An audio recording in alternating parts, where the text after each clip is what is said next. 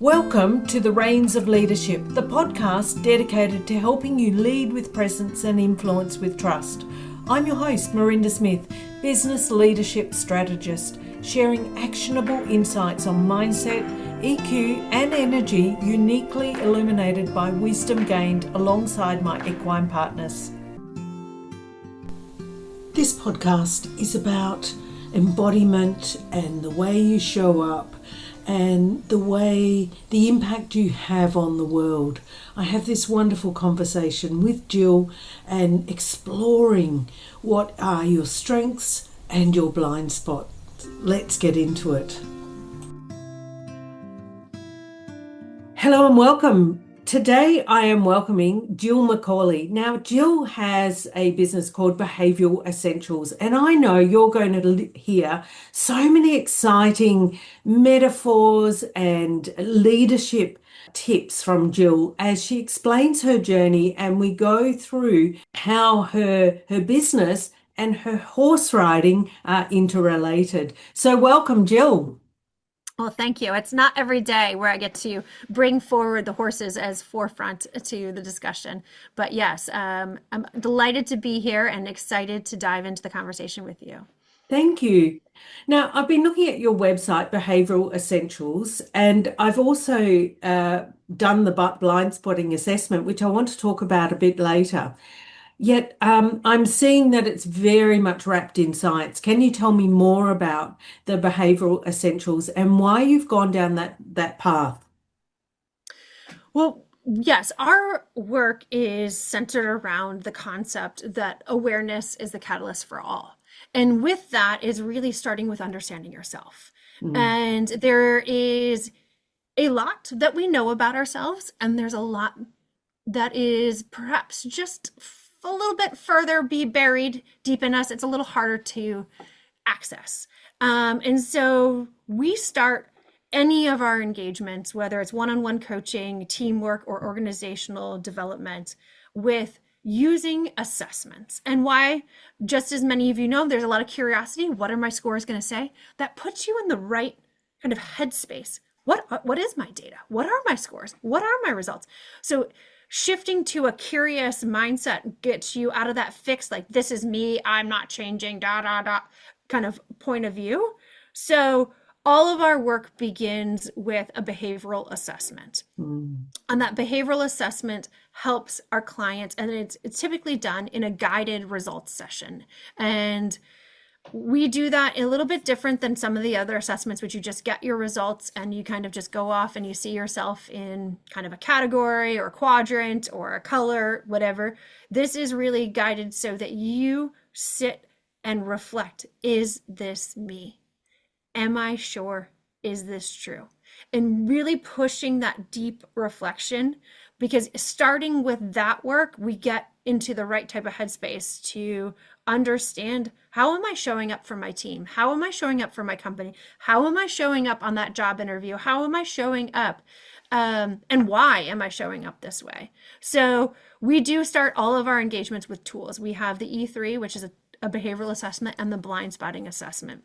And the blind spotting assessment is really a marvelous way to help you understand elements of who you are on 6 different categories, and many which you have heard or know about yourself. But the concept is we need mirrors to help ourselves drive forward. Just like when you're in your car, like I have a rear view mirror, 2 side mirrors. I could drive my car without them, but I am guaranteed to probably crash at some point. And so we use assessments because they help us see what we can easily miss when we are driving forward. So the blind spotting is that exact concept that we all have blind spots, and it sends us into a reflective state of, is this me? And how am I showing up? I want to go back a step, and then I'm going to come back to exactly that thread that you've just been on.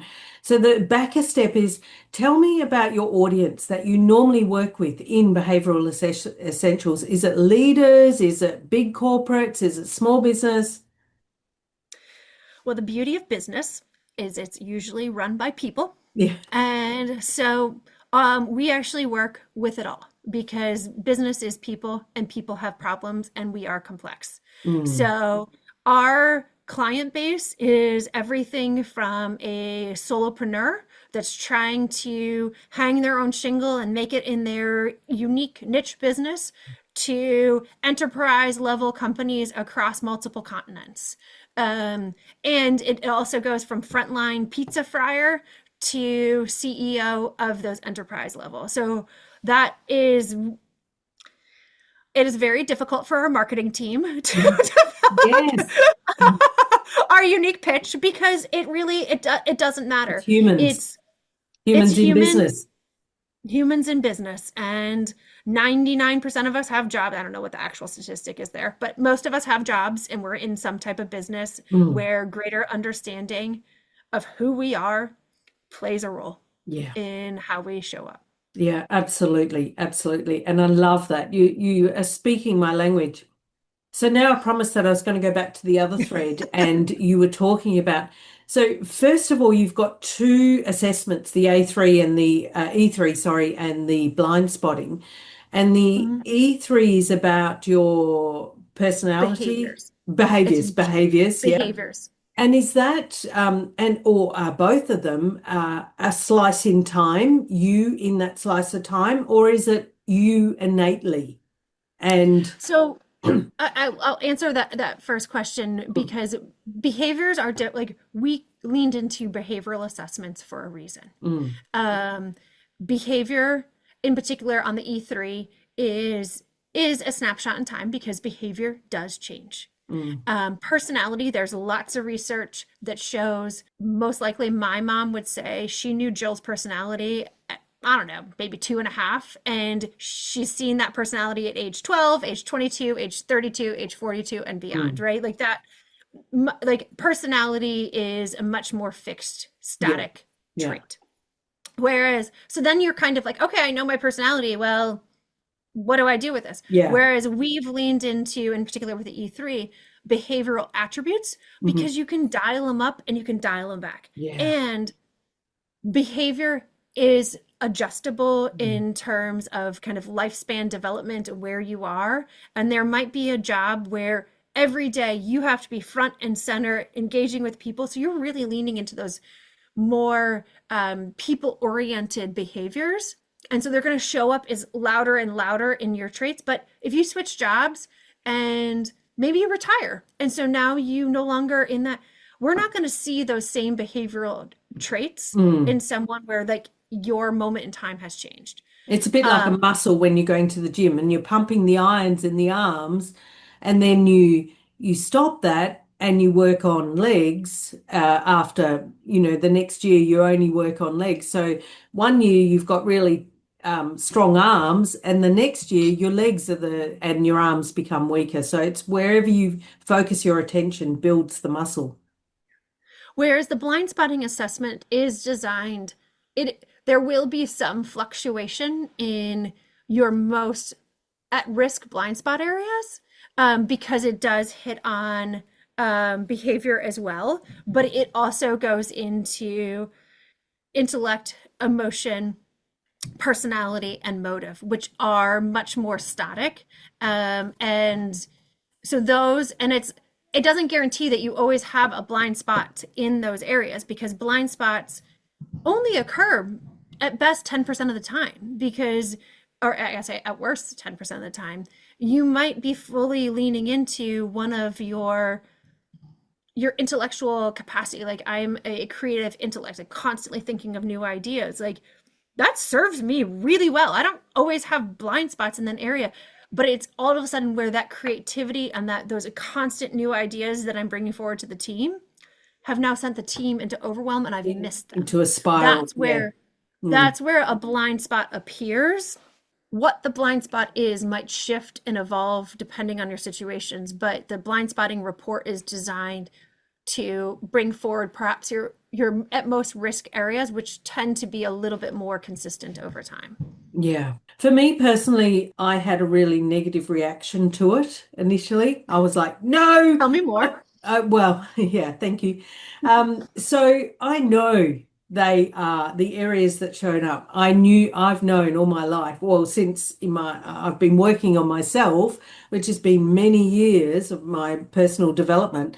They were my areas that I thought were my strengths, yet they were turning into that negative. So that need for power, and like you say, I'm running the show, I'm running and I'm doing everything. And in my head, I've got it just down pat beautifully. But there's a car crash happening behind me because, everyone's just going, oh my God, where's she going now? And I'm like, yeah, I've got the vision, I'm going. And yeah, everyone else is left floundering.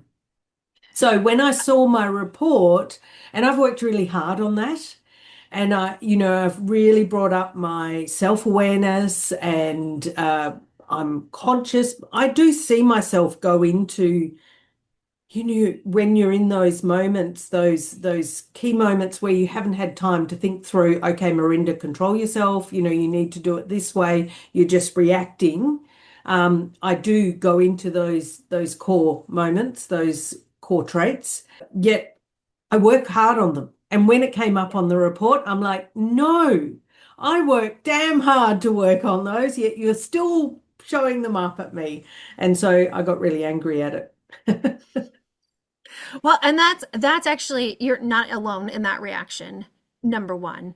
And one of the things as we've rolled this out, this concept of blind spots, most people assume that it's going to illuminate your weaknesses. We don't even use the word weakness in anywhere in the book Blind Spotting and or the assessment, because it's not a weakness. Most blind spots are the things that you rely on that 90% of the time serve you great. So your vision serves you well. Like your ability to kind of be decisive, take control, and make things happen serves you well.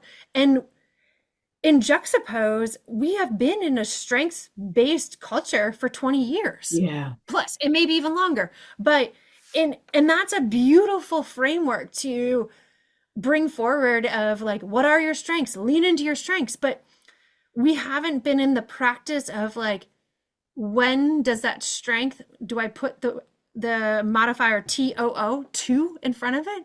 When is there too much vision? Yeah. When is there too much creative intellect? When is there too much control?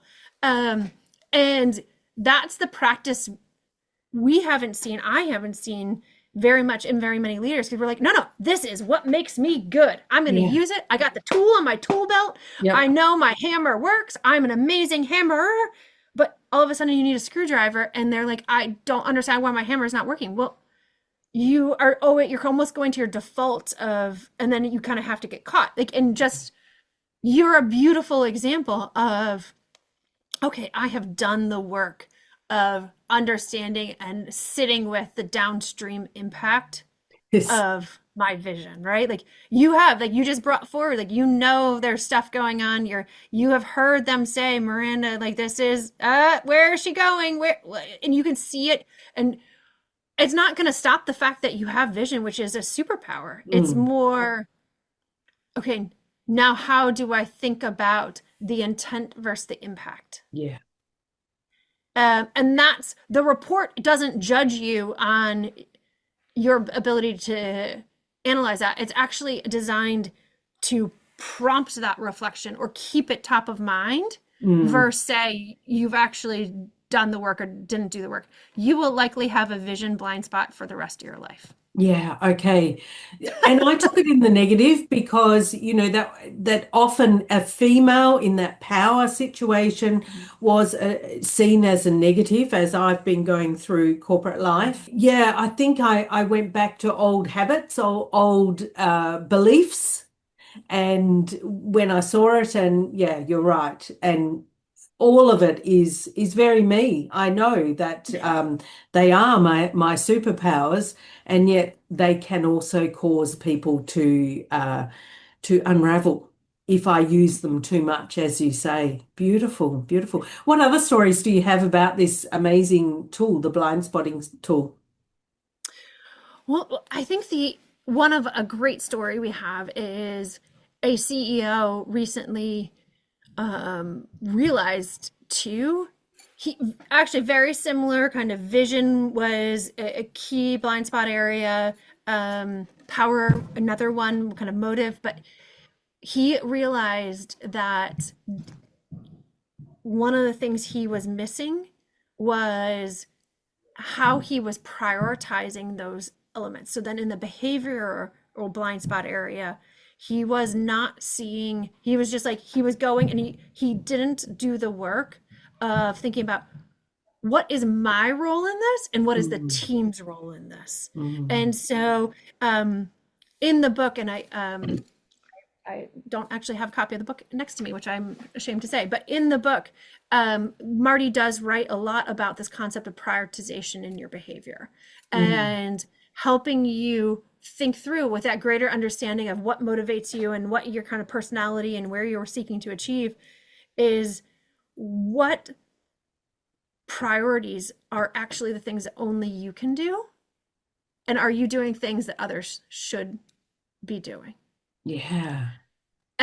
Because that's the awareness now of, especially as people move up and down, like so a CEO of a small company moving to a medium-sized company to a more, Growing. Yeah. there's very different roles. And Mm. so there are things that you have to remove from your plate to grow with the company, to grow as the role needs you to grow. And that behavior of trying to do what you did 5 years ago or even 5 months ago might not be serving you. And so you have to prioritize what is needed from me now Yeah. and what is it only I can do as the CEO, and then push that down. Every box on the org chart should have that type of awareness of like, what is it this role can Mm. only do? It shouldn't have a box on the org chart. There is kind of unclarity about that, but then it's about the human in that role Yeah. of what am I doing and why am I doing that? And am I doing something that someone else should be doing? So that understanding that where your blind spots are leading to you doing things that you shouldn't be doing. And ultimately, the CEO on his journey has actually restructured his direct reports Mm. because of understanding his gifts and his gaps, but all and knowing that there are things that he's like, I'm CEO, I get to choose. In some regards, he does, but he's like, I want to do these things because I love doing these things. So, okay, then underneath him, the the impact of, because he loves the finance, so there's a different type of financial team underneath him because that's his go-to orientation, and he's not willing to take that identity Yeah. off Yeah. to, he's like, I will do that. Yeah. And so then therefore the support structure underneath him has to change. And he also has to own that versus having people having to work around him Yeah. and do more work. Yeah. It, Yeah. Beautiful. that's the pain of blind spotting. Yes, absolutely.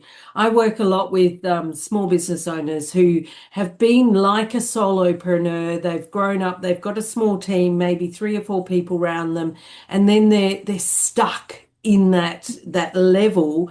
And the CEO is doing everything or a lot of everything, and the others are just sort of filling up the gaps underneath. And so they want to grow, but they often are the hamstring of the business because, as you say, they're doing everything. They think they have to keep doing it, and some things they don't do well. And so when you actually have that capacity to allow them to understand, well, what do you do well? What do you love and want to keep doing? And what do you do because it has to be done, but you don't love it and you want to get rid of it. So, farm that off to someone else. And yeah. It's also one of the very interesting things, when we'll talk about one of the blind spot areas is identity. The assessment doesn't go into like identity because it's so complex and it's also very fluid. So it's Mm, very hard to capture in science yeah. way to capture someone's identity. But for all of you that are thinking about it, like an easy way is like, I'm going to shake someone's hand. How do I identify? Like, I'm Jill Macauley. I'm COO of Behavioral Essentials. I am a horseback rider. I am a mother.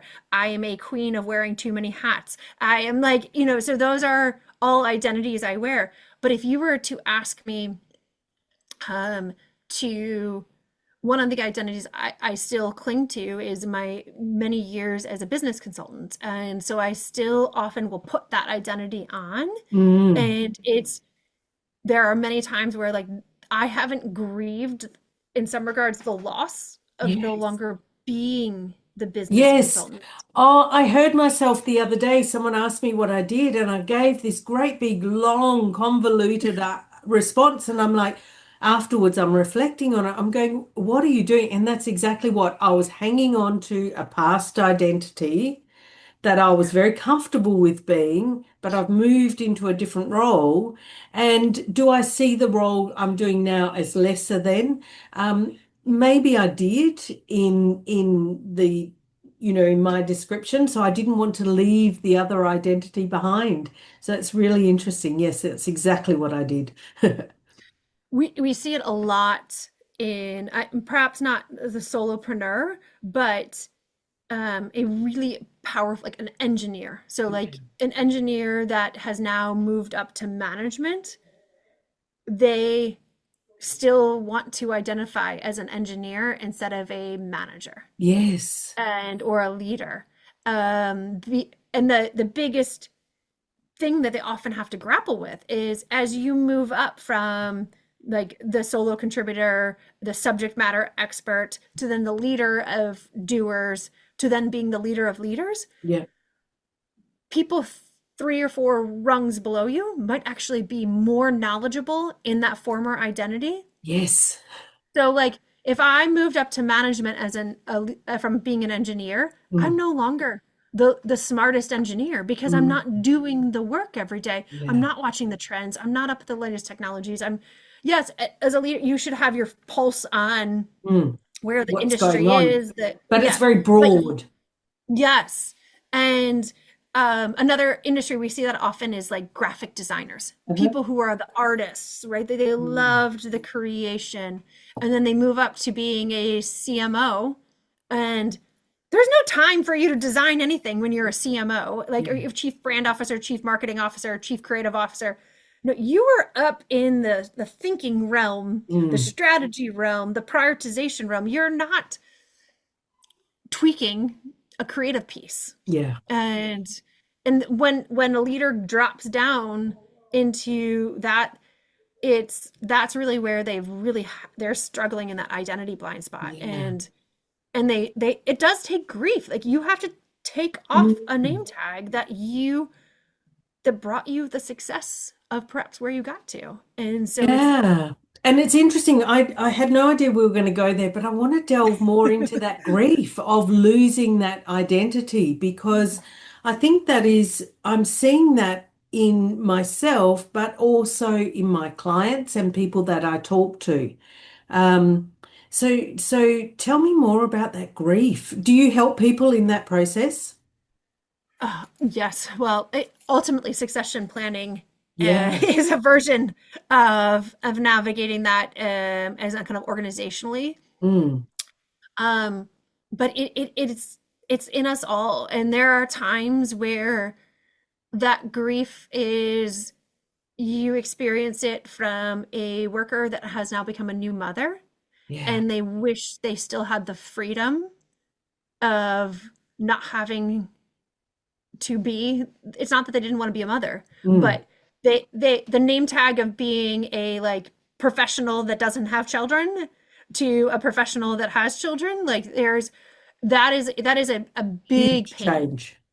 And so a lot of, and it is about honoring that. Like you might come out in tears, it might come out in anger. It's just it mirrors the exact same 5 stages of grief Mm. that one experiences when you lose a loved one, because it is a loved one. It's Yeah. part of your identity. Yeah, it's who So you loved, you identified as. Yes, yes, very true. and and so just as grief does, it squirts out in awkward times. If Mm. you don't honor that and give Mm. space to it, it will squirt out as dropping down and doing other people's tasks, micromanaging type endeavors. It will also get you having too much on your plate because you're not letting go of things that you need to let go of. Yeah. It is also then causes conflict because roles are getting mixed up and people are trying to figure out where's my role, where's your role.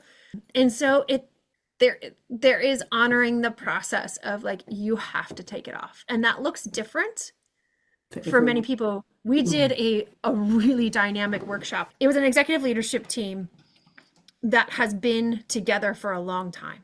So Hmm. there's a lot of identities that they've had over the years. So Yeah. most of those people have known each other for 10 years, if not 20 years. Right. And the exercise was what identities no longer serve you and the organization. Yeah. And I can we, imagine the baggage that they're hanging on to for knowing oh, one another for that long. well, They, exactly. And so mm, it was they're in the room putting it on to post-its and then mm, sharing and then talking through other identity, like that back and forth, because yeah. there's also times where you can't see it, like, because and that's like where it's a blind spot for all Yeah. of And us. you've done it forever and you can't see it because it's just your norm. Yeah. And especially because it's something that brought you such success. That goes back Yeah. to leaning on those strengths. And you're Mm, like, so, and sometimes that group that it was very cathartic for that group because they recognized and then what identities are we leaving here mm. today with is the kind of the outcome Did and they making sure did we they bore do that. like a funeral service? We didn't get that creative, but you could like we no, it was simply putting them out on in written Yeah. form for the group to see. So there Awareness that was they existed and now they're going. We're not doing that anymore. and then that actually opens the door for the Yeah. grieving process, Mm. putting it out there into the collective conscience. And it also gives, if let's just say you came to me and said, I no longer want to wear this name tag, but I see you putting it back on. Now as your friend, colleague, peer, I now have language to go on this journey together with you. Yes, yes, yes. Remember when we did the workshop, this was identified, and I see you putting that back on. Yes, brilliant. I love that. Yes. And I love that. And It's like giving permission, isn't it? very To be able much. to speak about it. Yeah. And Mm. that's also the power of using why we use tools Hmm. and having people share whether it's their behavioral data or their blind spots Yeah. with each other. So it's not, I'm not judging you and you're not judging me. You're not saying you're just an aggressive B word, right? Like Yeah. it's like you brought forward, Jill, that you are a very dominant individual. Like, and there are times that serves you and there are times where you need to dial it back. Mm. So it really allows, not only do I now have owned that out externally, and so there's just that piece of accountability, but it allows the team to be on a journey of greater self-awareness with you.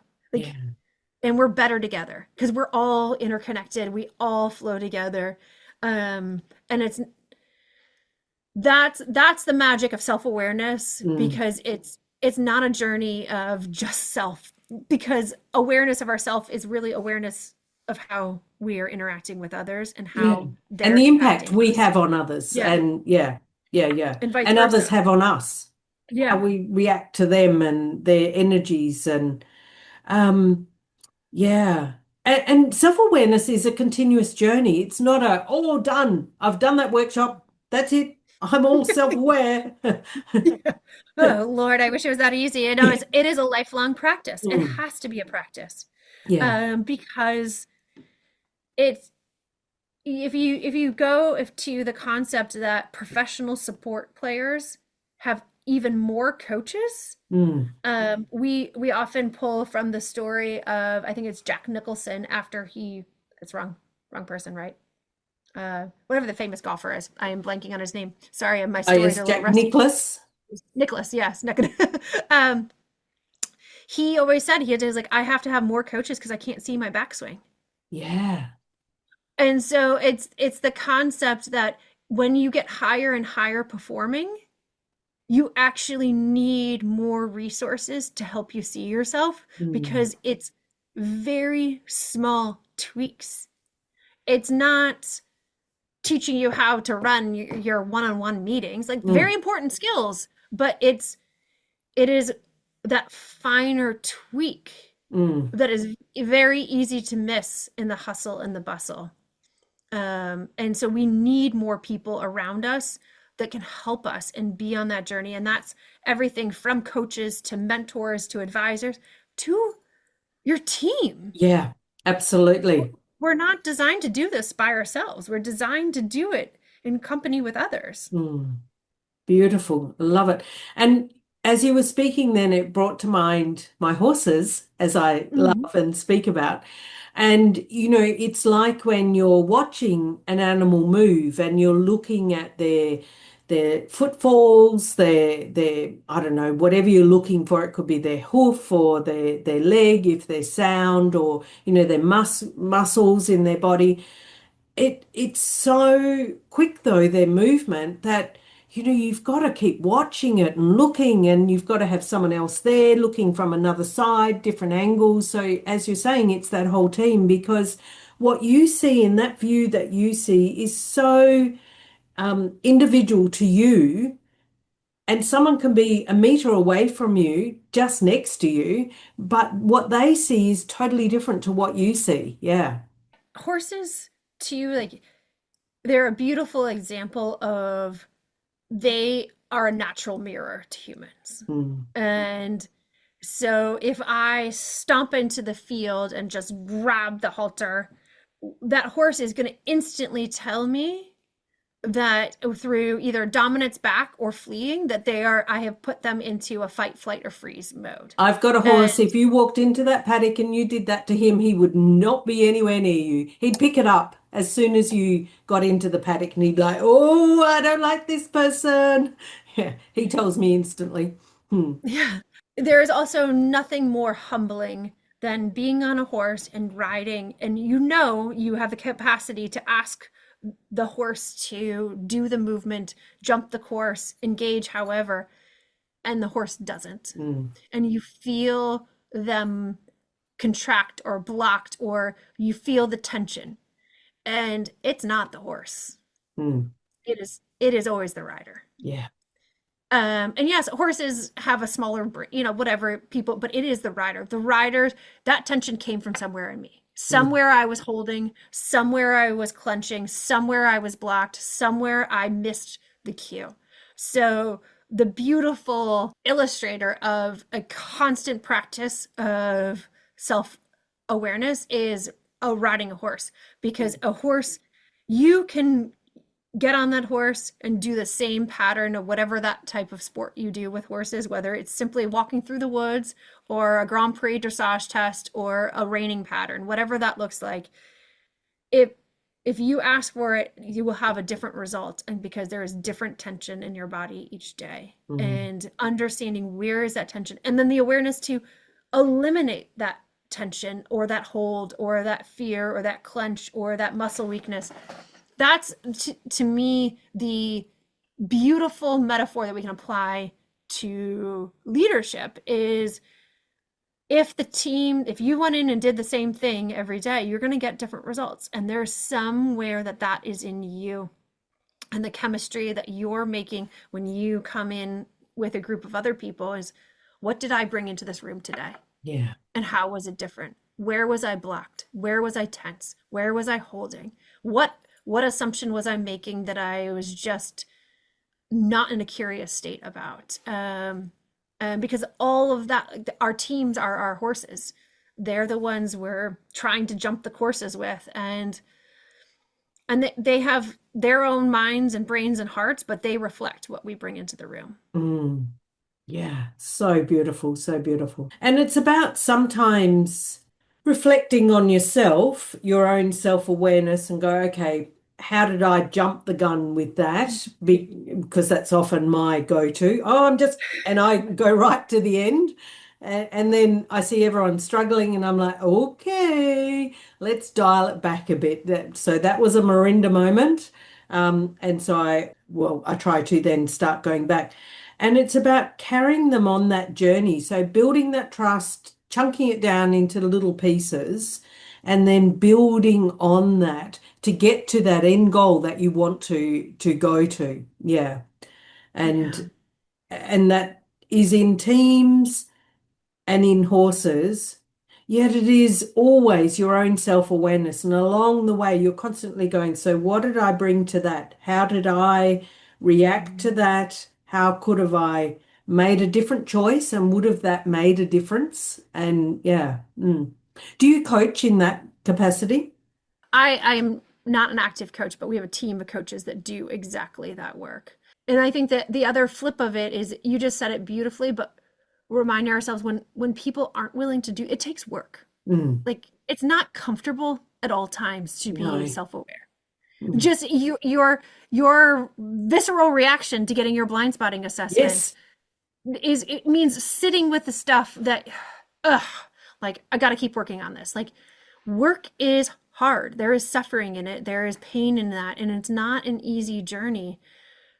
But the results make the work that much more meaningful. And it goes back to when you do sit on the horse and you realize that you are in sync, which can't occur when you are missing what's going on in you with any human or an animal. Like, but when you're in sync on a horse and you go to that flow and you're in there and it's boom, and it's stride and it's done and you whatever and you can just feel the power and you're moving as one, which is ultimately what we're striving to do as an A organization, team. move as Yeah. one. Mm, um that only occurs from doing the hard work of understanding mm, who you are and what the impacts of your actions are, and understanding what motivates you and understanding of what your capacity is and owning it. mm, Again, all of that's it's not fun at all times.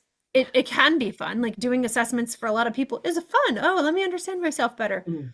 But that's just the tip of the iceberg. It's actually sitting with the why and what assumptions am I making? Where am I holding back the success? And if you actually have a culture of people sitting around the table doing that work on themselves, and then you're doing it together as a team, that organization isn't wasting time on a meeting about a meeting about a meeting, right? Like a Miranda moment there probably some meetings about Miranda moments here or there from team members, right? And then they're like, so a meeting about a meeting about a meeting because we have to manage someone who's not willing to own Mm, who they are and how they showed up in comparison to like we all lose our temper. We all have emotions that dominate us. We all have things that we can't do and we try to do anyways. Or there are times where we choose the wrong tool or the wrong behavior and there's consequences. But if we own it, then everyone can also own their own yeah. parts of it and we can process it together and we move on Yeah. versus a belabored environment where no one can talk about what's really going on in the room and there's lots of just pain and suffering because we've got to talk behind closed doors and we have to waste time to talk about the people talking about the people talking about the people Yeah. versus where are we going as an organization and what we want to accomplish. Mm, And that's what we all hope is the greater impact of awareness is yeah. we can actually do more good for the world because the organizations and the businesses can do what they're designed to do versus just have a meeting about a meeting and talk about the person about the person about the person. Yeah. I was in a business yesterday and I was they were reflecting on they'd had some complaints and so I was asking them about the complaints and not the person or anything.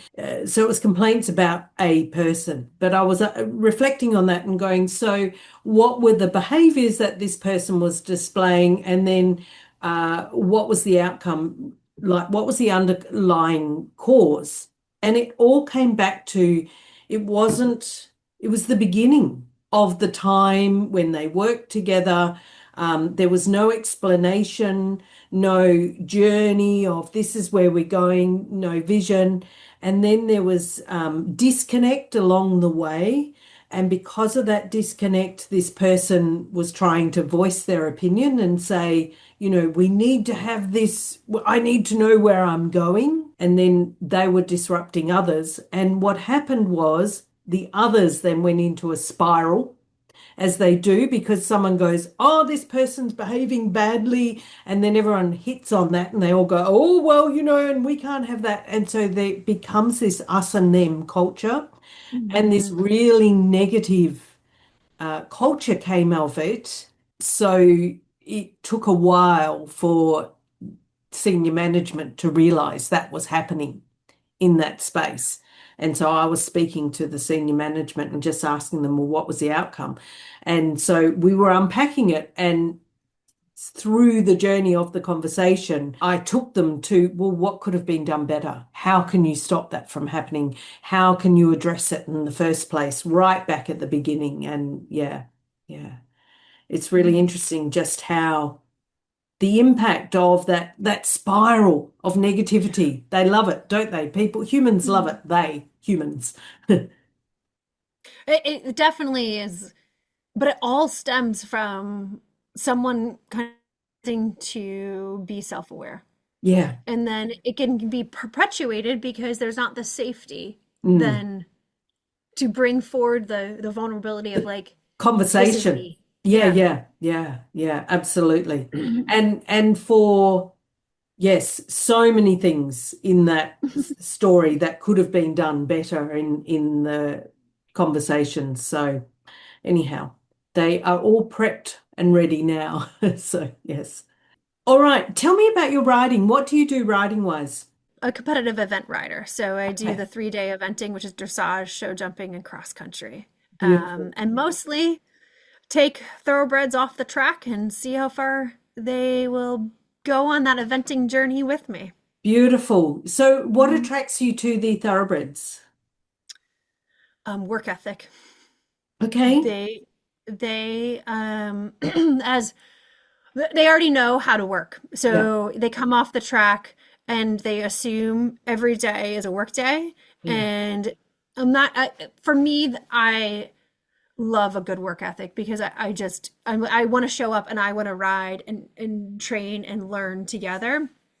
Um, and so that's the really, in comparison to some of the warm bloods and some of the Irish horses, they come off and they go, really? Do I have to work? Do I really want to run? Whereas thoroughbreds just they know it. And the beauty too, I got another beautiful metaphor to work is thoroughbreds are when they gallop, they relax. Mm. And so if you try to control them at too low of speed and just try to hold them and fight them into like submission, they just they erupt. Versus like if you understand the way to gain control is to give up control, they like rise and they want to work with you. Wow. um because they're designed, they know how to breathe and flow as they gallop and work. And so anything that like contracts them and holds them back from doing what they're bred to do, which is typically a human fear, right? Like, I'm afraid of falling off. I'm afraid of getting hurt. I'm afraid of this horse going crazy. They will kind of perpetuate that behavior. But if you can get on and allow and give space so they can trust that they can move forward and that they can find that, it's really rewarding. And they're just such athletes. They Wow. And so they're I'm interested because you are doing the three phases. So in there is the dressage where they need to be controlled and so how do you take them from that gallop where they're in flow to the detail of the dressage and the dance? oh, it's very much in the same. So this morning I was riding a 4-year-old that came off the track, I don't know, maybe 4 months ago. And he's just trying to figure out what I'm asking, right? Like we're making circles, but you can feel when you teach a horse how to use their body, they start rising and they're like, oh, this feels good. Like and that goes back to like giving them the space to understand they can move forward and bend and circle. And also it's not so much about submission, it's about finding the ability to use their body and kind of find the power, because you're not holding a horse into a dressage pattern.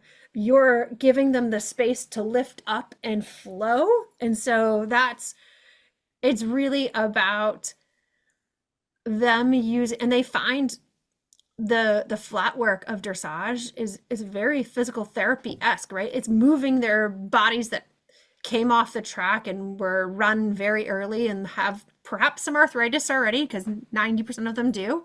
And so you're engaging their bodies in a way that feels good for them. They find the stretch, they find the engagement, and then they know that it becomes more and more fun for them. Even this little guy this morning, asking him to step underneath himself, to the starting of a leg yield, and then he would come off and he would be like, oh, I can actually do this. And then he would, get tired and flumble. But that's the beauty of, so the thoroughbreds, their body is designed to run fast and flat, fast and long.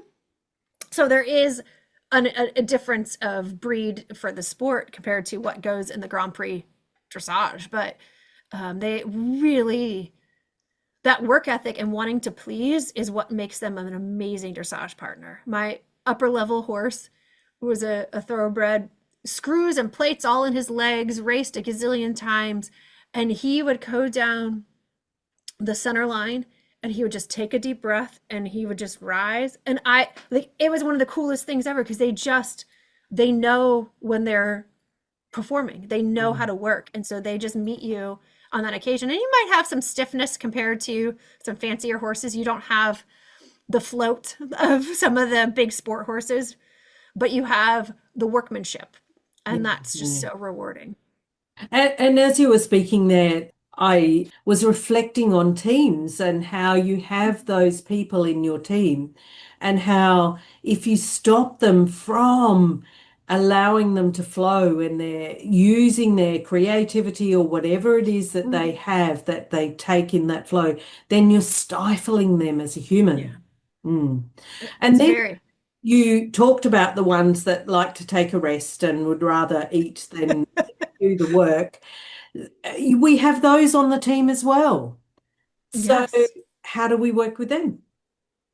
Well, and that's again finding their motivations, right? And it's very much similar to what does that. I will tell you, I am naturally oriented to thoroughbreds because it's easier to find someone who wants to work and then engage them in work versus convince them a horse that perhaps has the talent and the scope and the breeding, but is missing that desire inside of them. It is just much more challenging. And that, that in humans too. There are lots of humans that you encounter in your life that have all of the presence, the scope, the capacity, and you put them into situations and they just don't want it. And there is a kind of a true realization that I have someone who doesn't want it, and so therefore I'm never going to make them want it. But it is about teaching, I think, everyone to have fun in the journey. Like, riding's fun, work is fun and hard, right? Work is fun and hard. Like there is that reward that comes from, wow, we figured this out together. And I heard a quote, I believe it was the HR officer at Netflix that said, she was like, we find joy in hard work. Yeah. And think about when you come home at night and you tell your loved ones, today was an amazing day. It wasn't a day that you didn't do anything. It was a day that you actually accomplished something. You got stuff done. Yeah. Yes. So it is about helping, whether it's animals or humans, find the joy in hard work, because that's where the reward is. Yeah. It's not, anyone that takes the easy road. My daughter's been watching Annie, the old movie Annie, which has the song Easy Street, where Miss Hannigan thinks that she's found the magic ticket from Daddy Warbucks. We all know Easy Street doesn't pay off. No, doesn't excite you. You might do for the first few weeks, months, or what have you, but then it's boring. Exactly. So the real joy of life does come from the hard work, and the challenge. Tying it back to whether it's riding a horse, like there's a reason I've taken a riding lesson, I think, at least once a week, if not twice a week, since the age of 6. It's been decades and decades of riding lessons. Yeah. And it's And because it's a journey. yeah, absolutely. And it's interesting that you say that, and I'm the same. I've been coached all my life. And so you get used to that feedback. You get Yeah. used to those comments, those, do this, do that, or what have you. But for people who aren't riders, who haven't been coached all their life, they resent the feedback. As a rider, we go, okay, it's a opportunity for improvement. So, Yeah. that's what they're seeing. So I need to make a change somewhere. Yes. And I guess that's what makes us go into this behavioral area of life and coaching area of life. Yeah, I wonder if it has been something to do with the fact that we ride. Yeah. Mm. Oh, yeah. There's feedback both from the horse and from the coach on the Yeah, ground. yeah. Constantly, yes. Yes, From the exactly. horse.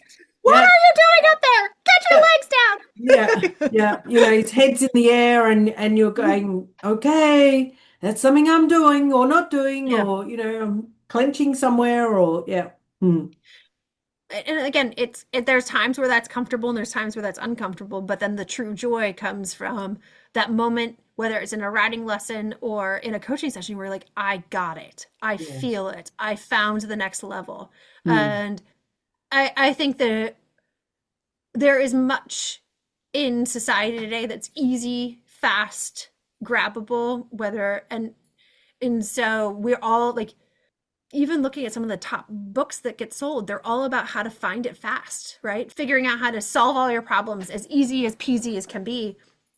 We know that's not real. Suffering is the greatest teacher, and Mm. suffering is inevitable. And I know that's profound and deep, and we don't want to talk about it. But that on the flip is the vulnerability that comes with us allows us to feel the greatest joy. Yeah. And so environments where we are not getting feedback, where we're not getting greater understanding, and when we're not seeking it out ourselves, we're eventually going to find ourselves like alone, like because you're not connecting, you're not understanding how do you play out in something bigger than yourself, Mm. Oh. because it is bigger than ourselves. Jill, I'm conscious of the time, and I think that is a beautiful space to end our conversation. What a fantastic conversation we've had. Yeah. Is there anything else you'd like to add before we do wrap up? I welcome you to visit us at blindspotting.com or behavioralessentials.com. We would be happy to have as many of you lean into a journey of awareness with us as possible. Yeah, beautiful. Do you coach online as well as face to Uh, face? Both, yes. Yeah, Recognizing this world is very virtual and a lot yeah, can be done. yeah. So we have clients around the world. Awesome, awesome. Fantastic. And what a beautiful, wow, we've gone everywhere today from blind Yes. spotting to self-awareness to vulnerability to the hard roads of being a human, and the beautiful stories you brought with you about riding your pony. And have you got an event coming up here, or is it you quietening down for the season? Well, it is about 18. Oh, I guess I don't know how that translates to Celsius. It's cold winter here and Yeah. 6 inches of snow. So we are in the winter season, and I am between horses. So I'm riding just a bunch of thoroughbreds for a friend right now. So potentially a little indoor dressage show with some of the 4-year-olds to get them out. But Yeah, that's all beautiful. that's in the horizon. Nice. In Australia, we event in the winter, and because it's so hot in the summer, so Mhm. and we just do the general, the dressage and around the summer. I'm an eventer as well, so I also I have the one of the ponies that would prefer to just stop and eat at this very point in time. So, which is very frustrating for me. So, anyhow, there we are. Jill, it's been delightful speaking to you, and thank you so much for joining me. It was such a pleasure. I really enjoyed it. Thank you so much.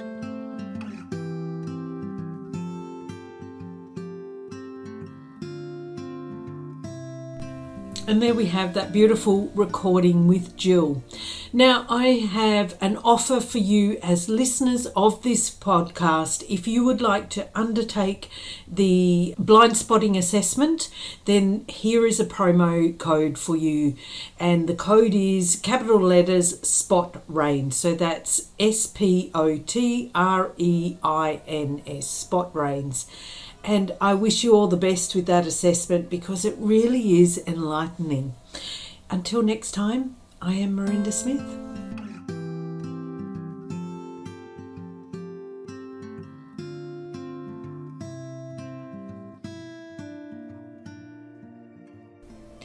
Thanks for joining me on the Reins of Leadership. Remember to lead with presence and influence with trust. Subscribe for more insights and find resources at mirindasmith.podia.com.